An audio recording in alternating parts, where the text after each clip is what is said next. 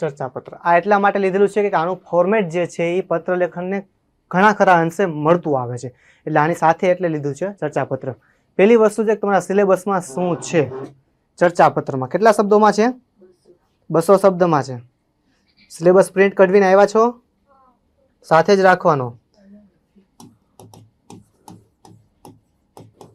200 શબ્દ છે અને માર્ક કેટલા છે? 10 માર્ક છે. એમાં લખેલું એવું છે ચર્ચાપત્રમાં આશરે 200 શબ્દમાં વર્તમાન પત્રમાં પ્રજાના પ્રશ્નો. 3 વસ્તુ લખેલી છે એના અંતર્ગત.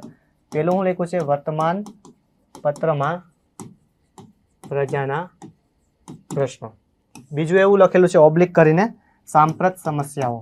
સમજાવવું હમણાં શું છે આ બધું સમસ્યાઓ. અને ત્રીજી વસ્તુ છે વ્યક્તિગત અભિપ્રાય.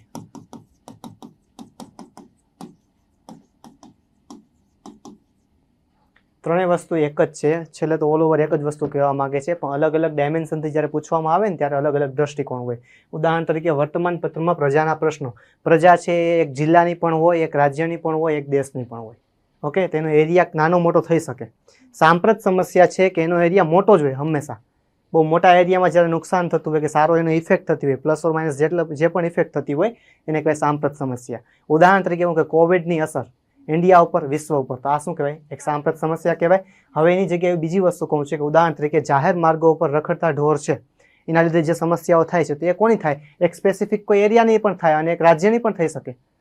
જ્યાં જે થતી હોય સમસ્યા એ રીતે થઈ શકે. અને ત્રીજી વસ્તુ છે વ્યક્તિગત અભિપ્રાય. ઉદાહરણ તરીકે તમને એવું કહે કે ટેરિફ વોર ભારત માટે સારું કે નુકસાનકારક? શું છે? વ્યક્તિગત અભિપ્રાય જણાવો.